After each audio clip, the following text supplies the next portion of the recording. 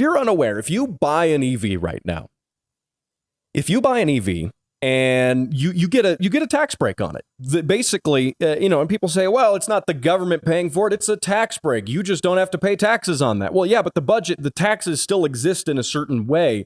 So by the government saying we're going to give you a $7,500 discount, yeah, the government is paying for that. They are, because they still have to bring money from the budget in from other places to fill that void. So yeah, and the taxpayers are totally paying for this. But so now, right, so prior to 2024, okay, so things have changed up just a little bit. But prior to 2024, if you're in the U.S., you could take advantage of a $7,500 new electric vehicle credit or $4,000 for a used EV. And now, granted, you get that the following year when you file your tax returns. You get that money back. But that being said, you can also, now in 2024, you can transfer those credits to a car dealer at the time of sale. So what's happening here? So the background is you would get a $7,500 tax credit on your tax return. Now you can get that basically up front at a dealership is essentially what's happening here. And I have a correction to make. I said January of last year. I mean January of this year. That's a big correction right there. I was getting ahead of myself. January of this year, January 1st.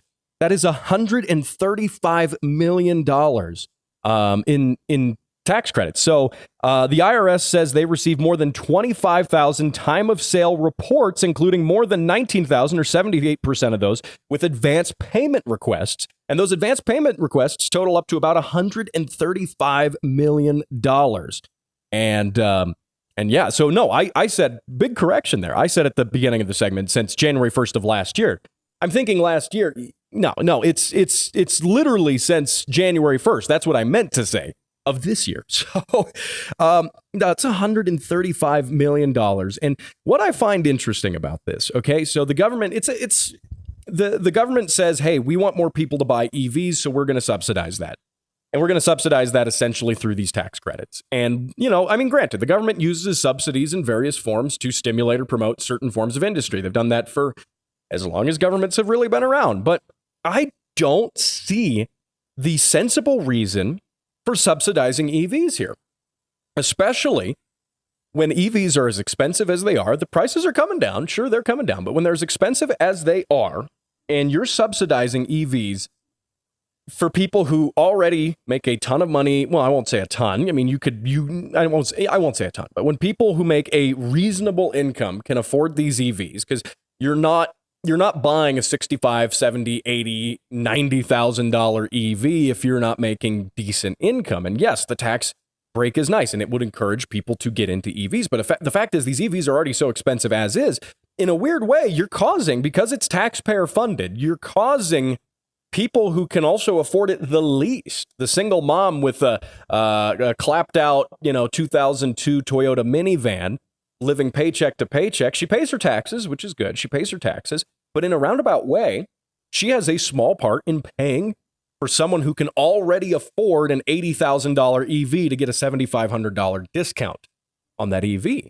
And we're not seeing any subsidies on other more, you could say, environmentally friendly options. I mean, it's been really well established that hybrids, if you're really worried about the environment and your emissions, hybrids are really the way to go. Because there's still emissions, and there's still going to be environmental impact from any car that you build, whether it's gas, whether it's electric, whether it's hybrid, whether it runs on fairy dust, whatever, it doesn't matter. So, there's still going to be an environmental impact from that. But a hybrid is typically a really good route to go, especially when it comes to, actually going long distances, but being efficient while doing it. Hybrids are really good at what they do. But are hybrid owners getting the $7,500 tax credit? Are they getting it up front? No, they're not. They're absolutely not. So by saying that they're trying to promote an environmentally friendly technology and subsidize this environmentally friendly technology by subsidizing EVs doesn't make any sense to me. It doesn't. You should be subsidizing hybrids twice as much as EVs, if anything. And, not to mention, why aren't you subsidizing gas cars that get 30 plus miles to the gallon, 35, maybe even 40 miles to the gallon? I mean, we had amazing cars even in the 90s, that could get 30 miles to the gallon. And if you were actually looking at the carbon footprint, I don't have the numbers. I didn't do the math on this right here. What has a bigger carbon footprint? A car that can do 40 miles to the gallon, but it's a gas car. It's small, light, efficient economy car, or a 10,000-pound Hummer EV pickup truck. Which one of those impacts the environment more? And that's even assuming that we understand the entire environmental impact on these in the first place, which I would argue we don't. So to me, it's just bonkers that, we have $135 million in advanced EV tax rebates since the first of this year. We're doing this here going into the second, third week of February. And that is crazy. And now here's a quote, by the way. And this is from Deputy Treasury Secretary Wally Adamayo. There we go. Who says, quote, 1 month into implementation of this provision, there is strong demand for this new upfront discount, which will continue momentum in growing this industry in the United States. Well, yeah, obviously, if you tell somebody that we'll give you $7,500 off of your new car, of course it's going to be popular. Of course it's going to be popular. You're telling people that we're Uncle Sam, we're the government, and we're going to come in and give you $7,500 off of that car if you buy it. No, duh. Yes, it's popular, especially if you tell people the big difference here is that previously you had to file it on your taxes. Now you can ask for it up front at the dealership. Well, of course, that's going to be even more popular because you have to, you don't even have to pay that money up front. That's $7,500 extra in your pocket at time of purchase. So I think I cannot back government subsidies on this specific thing. There are times, very few, limited, times where a government subsidy might make sense.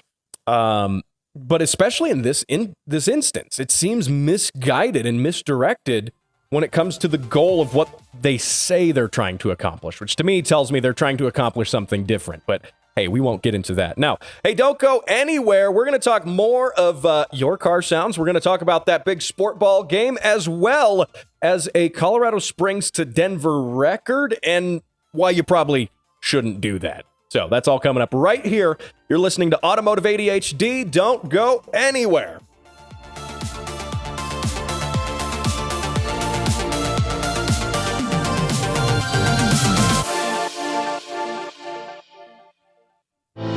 At the Speed Council, getting things done fast is our priority. We do everything fast, from driving, working, sleeping, and eating. Someone help, he's choking! This is Tim. Hello. And by the time this ad is over, he'll have bicycled across the earth 69 times. Nice. Even if our name sounds unfamiliar, you know our work. F1? Pfft, child's play. The world's first supersonic jet? Yup, that was us. Apollo 11? Also us. The fastest animal in the sea? Hell, we even wrote the Wikipedia article. Fast. And we're so dedicated to speed that we've genetically engineered the world's first hyperspeed speed machine. With this scientific breakthrough, you can interact with and download your favorite automotive podcast a whole day early. How's that for fast? Learn more at facebook.com/automotiveadhd. This message approved by the Speed Council and the Church of Fast Things.